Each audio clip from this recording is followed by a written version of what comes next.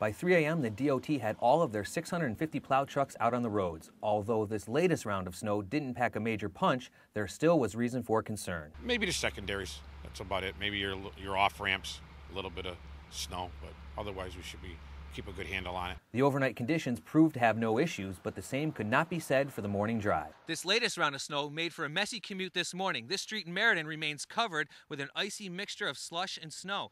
But those who ventured out this morning onto the highways found that they could not hit speeds much faster than this. State police spent the morning busy with the numerous spinouts and fender benders that sprinkled the highways. While most drivers found the commute frustrating, others offered this advice. Steady and slow. Steady and slow. Yeah, take your time. Don't go brake crazy, and you make it through it. For those who didn't venture out this morning, there was still plenty of work to be done at home. Joe Gracie spent the morning removing the snow from his driveway, all the while looking forward to the not-so-distant future. You take it, comes another couple of months, we'll be cutting grass. A positive perspective on this latest round of winter weather. Still, there are those who seem to have had enough of the white stuff. My father just told me he bought a house down in Florida, so yeah, I'm starting to get sick of it real quick. Yeah. You ready for Florida now? Yeah, I'm ready to visit. Warm thoughts on another cold and snowy day. In Meriden, John Senecal, NBC Connecticut News.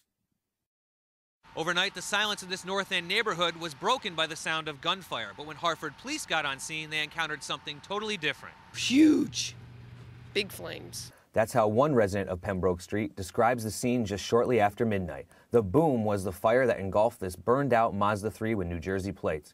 Once the fire was put out, police discovered a body inside. We heard about 8 pops, and then the fire. They wanted them dead. Hartford PD's Major Crimes is handling the investigation. However, they will not say if the body is that of a male or female. Police spent hours overnight looking over the car and searching for evidence. Once daylight broke, the medical examiner removed the remains and police got a closer look inside the car, searching for clues into this suspicious death. Residents tell NBC Connecticut they saw several men in the area of the crime scene. Who they are and what, if any, involvement they may have played is unclear. What is clear is residents in this normally quiet Blue Hills neighborhood are unsettled. Crazy. This is nuts. This doesn't happen around here. This is a quiet neighborhood. Lots of children. Normally it is safe.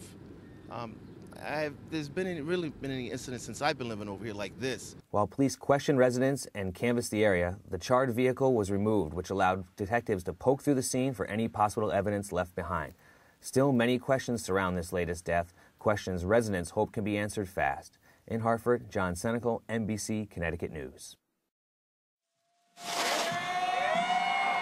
From Vancouver to Connecticut. Snowboarder Shaun White has got those young and old feeling the itch to get out and shred the mountain. He's a really incredible athlete. I mean, and I've kind of seen him as I've been growing up snowboarding, and he's been kind of a inspiration to me.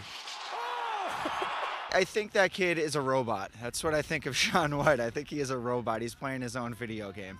No PS3, Xbox, or Wii needed on this mountain. All these potential future Olympians need is the right attitude, and for now, a lot of practice. The key to any sport is starting young, and the Olympics has inspired many Connecticut residents to get out here and hit the slopes. But anyone will tell you that you also have to look the part. So I got this snazzy NBC Connecticut jacket. Let's see if I can do it. Not bad, but I'm no Lindsey Vonn. Lead by more than a half second. Whether it's skiing or snowboarding, these Olympic hopefuls can wait. Right now, it's all about just having a good time. In New Hartford, John Senecal, NBC Connecticut News.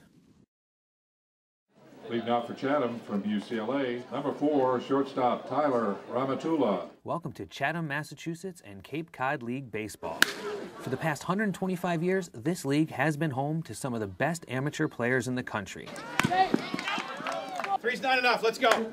Plainfield, Connecticut's John Schiffner also calls Chatham home. The high school history teacher has been playing or coaching in this league for the majority of his adult life. My old team, the Harwich Mariners, invited me to come back after I was done playing and coach with Harwich in 1977. Then I had what I consider the great opportunity. I came here in '78.